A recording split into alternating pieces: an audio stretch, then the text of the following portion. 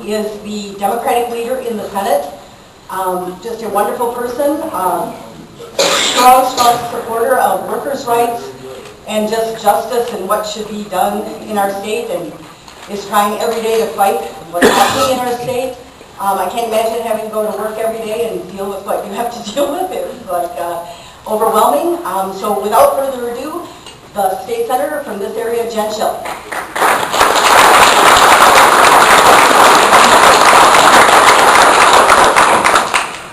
Well, thank you. Good morning. It is a pleasure to be here.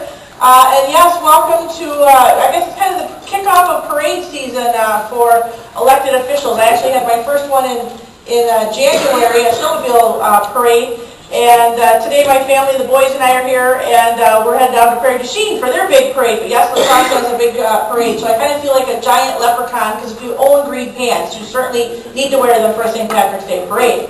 So I'm really glad to have you here, and I've had the opportunity to welcome and talk to different labor groups who have been here in the past and kind of give a little bit of insight about things that are happening in Wisconsin. We all know all too well what is happening here in Wisconsin. And for those of you who don't know me, I represent western Wisconsin in the state Senate. And so that's Monroe County, La Crosse, Vernon, and Crawford, 167,000 hardworking folks along the river.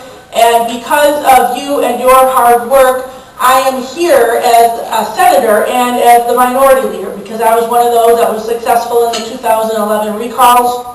I could not have done it without you and your help across the state, and the brothers and sisters in labor that I am indebted to you, and very proud to be a voice for working families here in western Wisconsin, but also in my new role as the minority leader on a statewide availability, and being the voice and face of our caucus and what we plan to do to bring back a Democratic majority in the state Senate in the future.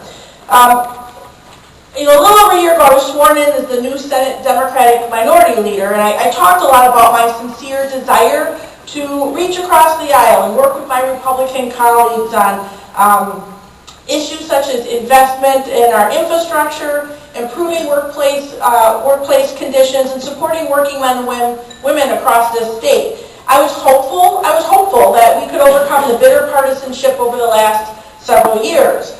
I was hopeful we could work together to grow our economy, that we could end the attack on unions and provide necessary investment in our roads and infrastructure, bridges, schools, energy infrastructure. But hope doesn't pay the bills. Hope doesn't get you trained to go out and be a skilled worker. Hope doesn't put more money in your paycheck. It doesn't help put your kids through college. And hope doesn't plan for your retirement. Unfortunately, we continue to see the same divide and conquer mentality that has dominated Wisconsin politics since Scott Walker dropped the bomb 5 years ago. Over the past year, we've seen Governor Walker distracted by his failed presidential ambitions. We've seen the Republican majority in the legislature focus on an agenda that benefits wealthy, out-of-state corporations. And these misplaced priorities and anti-worker policies, they have been coming out of Madison the past 5 years. They are wrong, and they are damaging our state. It is time to end those misguided attacks on unions and workers in Wisconsin. And we need to work together to build a Wisconsin that works for everyone. From iron workers in Milwaukee to the machinists in La Crosse to carpenters in Superior and electricians in Janesville, the building and construction trades are the voice for thousands of hard-working Wisconsinites. And Senate Democrats, legislative Democrats, we appreciate everything you do to make our economy thrive and prosper, and the good work that you are doing in our community, community by community, building up for stronger communities, stronger families, stronger workplaces. You are the men and women who are literally building our state, and it's time that the policies coming out of Madison support rather than undermine the work of the building and the construction trades. Whenever I have an opportunity to go out to a job site and have a hard hat tour, I welcome those opportunities and certainly invite you and encourage you to ask legislators and your elected officials to come out and see these work sites, see the training center, so that they have a better understanding about what is going on in the union movement. We are jack of all trades, and masters of none. And we need to look to those specialized men and women in our communities when these issues are coming before us to try to demystify, I guess, what's happening in labor for those who are not necessarily familiar with labor and the good work that it does. I like to be an infrastructure Democrat. Cranes in the sky means jobs on the ground. And I want to build stronger roads, better bridges. I like to build up and out, vertically and horizontally, because those are good family-sustaining wages. It's an important investment for our state as we move ahead and have an infrastructure that is helpful for small business and tourism and working families. Those are all things that are important, and I hope we can get back to the day that we depoliticize going forward with figuring out how we pay for our roads. That I am proud that it was Senate Democrats and Assembly Democrats that stood up on the Finance Committee and said we need to figure out how we pay for our roads. And sometimes politics makes strange bedfellows, and even the Assembly Republicans allowed to let that last bonding for transportation. The Senate Republicans, they didn't even say, they said during the budget, we'll put out $500 million in bonding, we'll let another $350 you to come and ask us for, and then when it came time to ask for that additional $350 million in bonding, Senate Republicans sat on the sidelines. They said, we're not so sure we need it. We're going to have some better revenue numbers coming out. That's not leadership. And so we have consistently said that we will find a way, and for me, one of my biggest disappointments is we were not able to figure out a transportation financing mechanism. That was one of the first things I said I thought we could find common ground. But unfortunately, the majority party in the Senate sat on the sidelines and didn't even do what they said they had agreed to do back in June and July when we had the budget. The reality is, too, that too many Wisconsin working families are working even harder than ever. And too many families are finding no matter how much they sacrifice or how many hours they put in, they live every day on the verge of economic and financial insecurity. We continue to see stagnant wages, skyrocketing layoffs in the middle class. It is shrinking faster here in Wisconsin than any other state. And to help address those challenges, Senate Democrats, we put forward a comprehensive economic growth plan to immediately create jobs and boost worker wages. These are straightforward and common sense proposals. Proposals like reinvesting in the state building program to spur infrastructure development in communities across Wisconsin. During the past two state budgets, the Republican majority, they froze the amount of funding provided for the capital budget, resulting in a number of building projects being delayed or scaled back.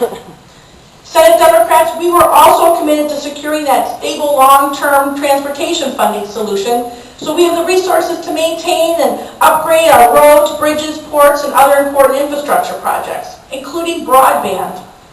Over the past a few years, we've heard a lot of big talk from Governor Walker and legislative Republicans about the need to increase that revenue for transportation funding. But that's all it's been. It's all been talk and no action. We cannot continue to kick the can down the road by delaying more road projects, relying on bonding, and Democrats, we are ready to do the heavy lifting when it comes to transportation funding.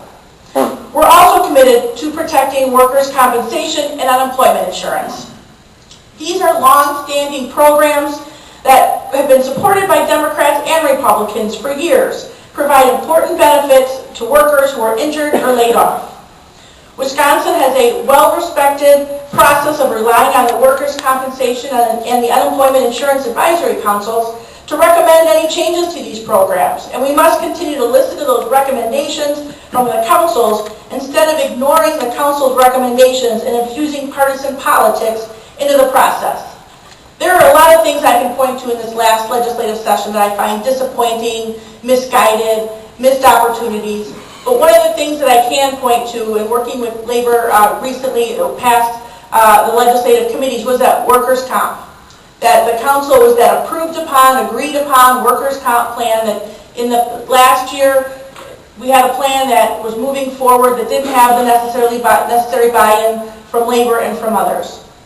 And working with your leadership at AFL-CIO and working with the Department of DWD and others, it's important that we maintain and be very disciplined and not try to add things to that bill that was that agreed upon bill. Meanwhile, Republicans had a bill that they wanted to move forward that was not agreed upon.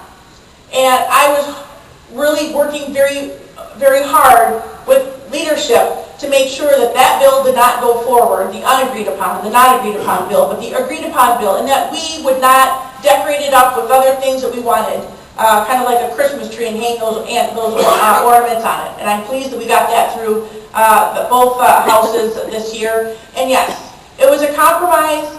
Some side, neither side got everything they wanted, but I'm glad that we kind of returned to the day that both sides could sit down, that they could talk about it, and they could walk away with an agreed upon plan that we did not then move off into a different direction once it actually hit the legislature.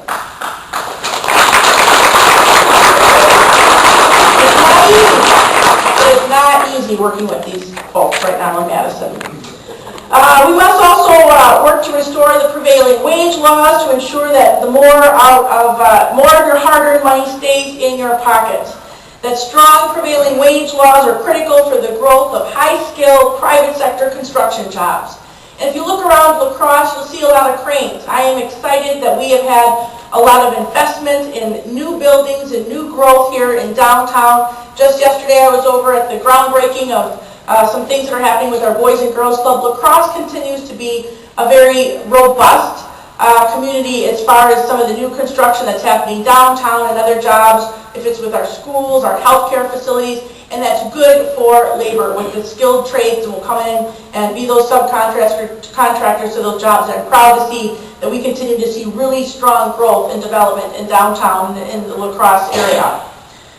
Senate Democrats, we are committed to protecting and strengthening that prevailing wage rather than taking marching orders from those special out-of-state interest groups who are concerned with improving their bottom line, really at the expense of workers' wages.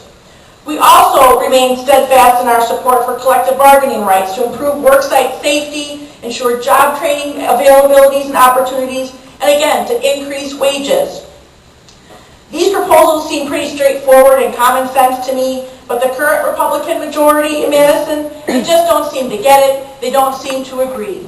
We want to talk about working on jobs, economic development, and worker training, and they put forward their idea about jobs, prevailing wage. We talk about more jobs. Nope, they talk about right to work. We talk about additional jobs. They go off on some tangent that really leaves people scratching their heads across the state about how have we taken our focus off of jobs and moved into these really narrow-viewed bills coming through that are priorities for the majority party.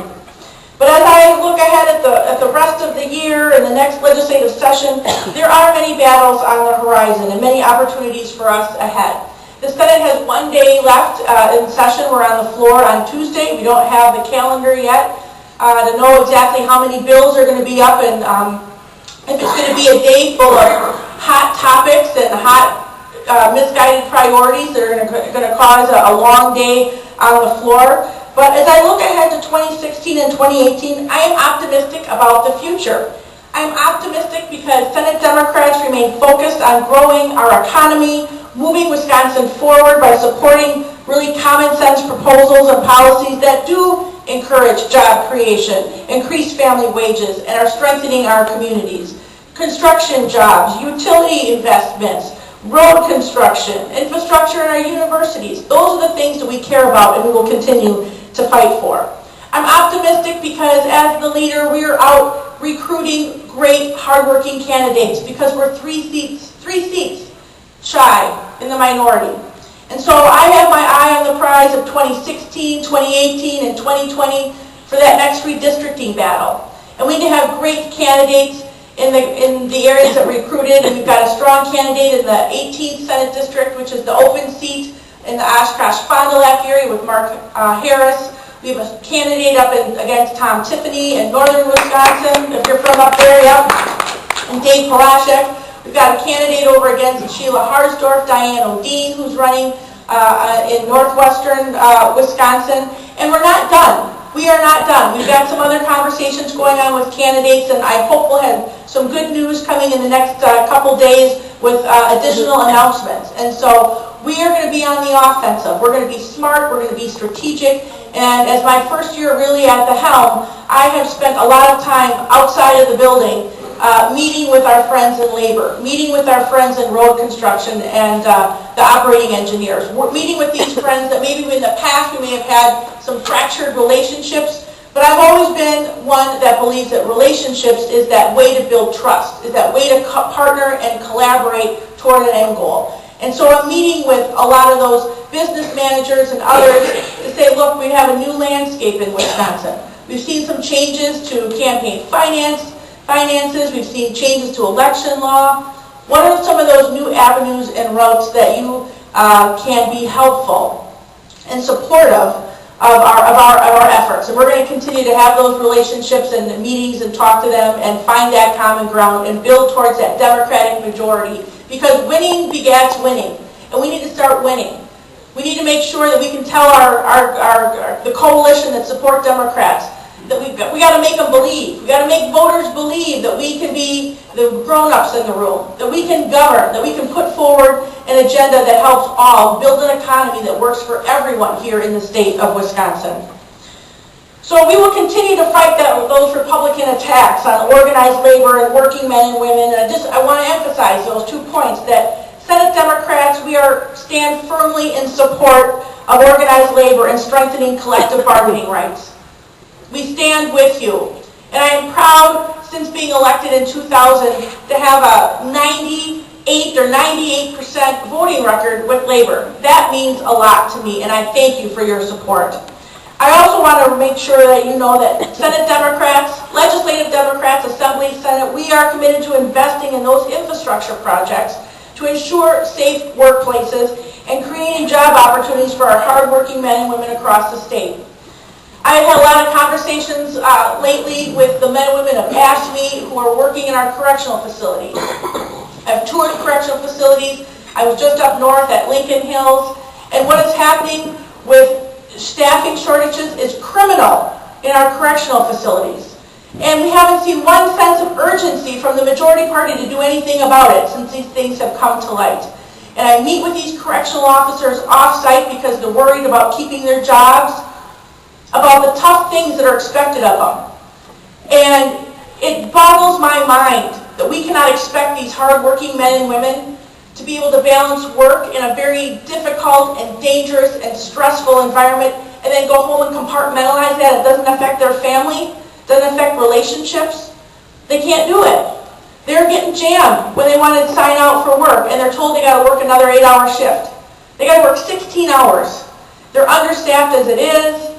Morale is low. It's dangerous. This is the making of a perfect storm. So we need to continue to bring these issues to light, work with these men and women, make sure that there are protections in place, make sure that we've got proper staffing, make sure that the wages are appropriate and attractive, because who wants to take a job in one of these correctional facilities when the pay is not great, the hours are horrible, and your family life is going to suffer? It's not a recipe for a happy workforce, and it's just plain dangerous.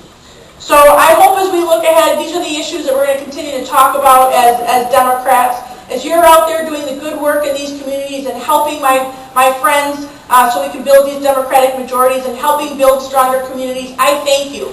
I thank you. I salute you for what you're doing, because these are not easy times. And I feel that we've got the winds of change. If you smell something outside, it's not the change of spring. It's not the change of a new season. It'll be a change of leadership. So thank you very much for all you're doing. Onward, upward, and forward. Thank you.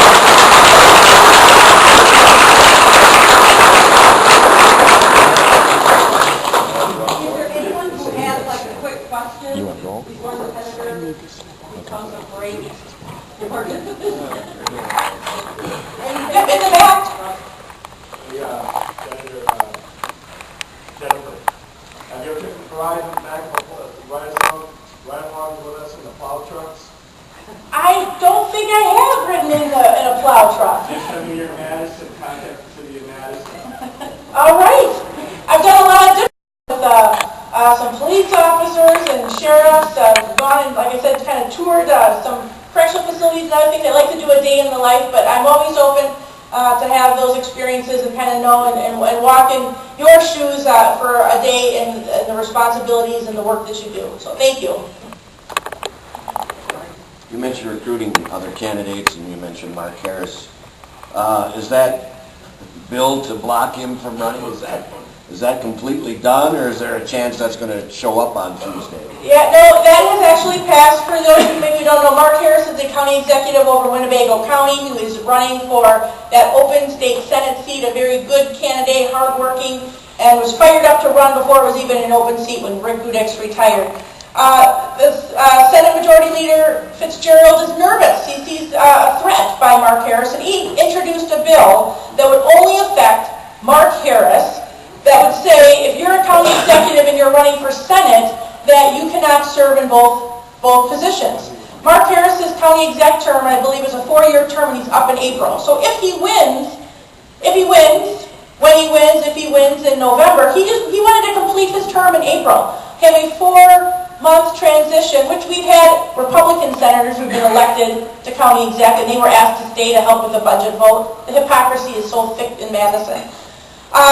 So the bill went through. The bill says that someone who's serving in the Senate cannot hold those dual positions, even for 4 months. We tried to have an amendment that would just allow for that transition. Nope.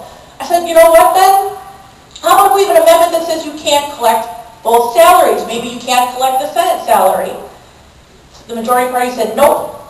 I said, well, then I guess it's not really about the money then, is it? It's about the seat and keeping your majority. So the bill went through, the governor signed it. I think it buoyed Mark Harris that he's not going to be bullied out of running for the seat and serving. And so, but that's just how misguided and personal that they can get these days. It's unfortunate. It's wrong. Do you feel confident to recapture the Senate here at the election? You know, I manage expectations, and I like to under-promise and over-deliver. And so, like I said, winning begets winning. And the 18th, that is definitely that is a pathway to the majority by winning the 18th. But then we've got to pick up 2 other seats.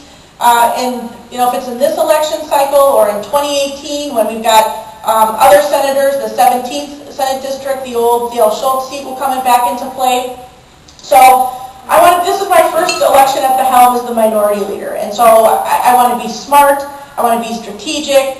It's about basics of blocking and tackling and no unforced errors as we go out there and recruit really great candidates. So if I tell people right now we're going to take back the majority, people don't believe me because they don't really see the numbers on the map. But who knows with this crazy election cycle that we have right now at the federal level, if Donald Trump is the nominee, we need to make sure that we maximize every opportunity to pick up seats in the Assembly and the Senate and around the state as we can. So my goal always is to get back into the majority, and I would be a patient person. It could be 2016, it could be 2018, but we need to have a majority for that next redistricting. All right, so we're off to the parade prayer machine. So thank you very much. Oh, good. Thank you, Ann, and we'll see you all around.